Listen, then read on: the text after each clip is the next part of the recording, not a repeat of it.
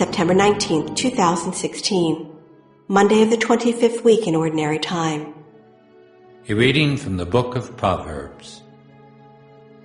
Refuse no one the good on which he has a claim when it is in your power to do it for him. Say not to your neighbor, "Go and come again, tomorrow I will give," when you can give at once.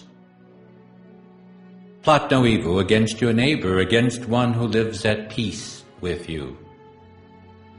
Quarrel not with a man without cause, with one who has done you no harm. Envy not the lawless man, and choose none of his ways. To the Lord the perverse one is an abomination, but with the upright is his friendship.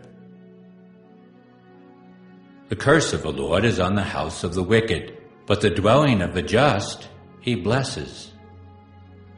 When dealing with the arrogant, he is stern, but to the humble he shows kindness. The word of the Lord. The responsorial psalm. The response is, "The just one shall live on your holy mountain, O Lord. He who walks blamelessly and does justice, who thinks the truth in his heart and slanders not with his tongue. The just one shall live on your holy mountain, O Lord, who harms not his fellow man, nor takes up a reproach against his neighbor, by whom the reprobate is despised, while he honors those who fear the Lord. The just one shall live on your holy mountain, O Lord, who lends not his money at usury and accepts no bribe against the innocent. He who does these things shall never be disturbed. The just one shall live on your holy mountain, O Lord." A reading from the Holy Gospel according to Luke.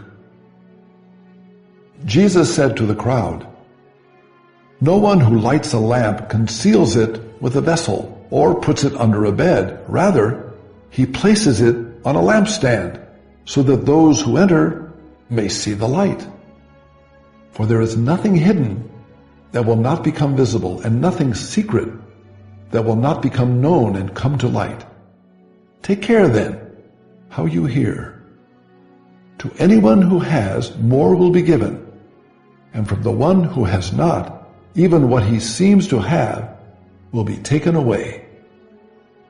The Gospel of the Lord.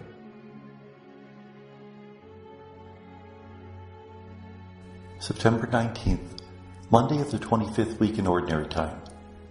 The first reading comes from Proverbs 3:27-34. The book of Proverbs is a collection of folk sayings that the Israelites used to know how to live the good life. And here we see a number of examples of that. If somebody has a claim on you, then if you can help them out. Don't tell that person, "Why don't you come again tomorrow? Maybe I'll be able to give you something later on." If you can do it today, help that person. Don't plan evil against the neighbor. Live at peace with everyone. Don't be a person who looks for arguments, looks for reasons to be angry. Don't envy the lawless man. Sometimes you hear people say, "Oh, if I would have known that I could get away with it, I would have done this or that." We shouldn't envy that person, because in God's eyes, that person is condemned. And so we should look at the situation according to God's view, that God calls us to be good, to be honest, to be loving. The Gospel is from Luke 8:16-18. And this is a wisdom saying. You don't hide a lamp under a bed. You put it on a lampstand. Therefore, we should live our life of faith in public. We shouldn't hide it. We shouldn't be embarrassed to be who we are. I think of going to McDonald's sometimes, and you see a family in the corner, and they bow their heads and say a prayer before they eat. Now, a lot of Catholics, they're sort of embarrassed to pray in public. We shouldn't be. I often think that family that's praying at McDonald's, they must be Mormons, because sometimes they're more ready to express their faith. We should have that same courage to express our faith, even when it's inconvenient, to tell the truth, because nothing that is secret will not come to light. We should live our lives so transparently that if they were to find out the deepest secret of our life, nobody would be embarrassed, nobody would be scandalized. And then finally, we hear anyone who has more will be given. That doesn't sound quite fair. It sounds like the rich get richer and the poor get poorer. But most probably this verse is talking about faith. If you have faith, your faith will grow. If you trust in God, your trust will grow. But if you don't have it, if you live a life where you're hedging your bets, then your faith will diminish because you really have no life within you. And may God bless us.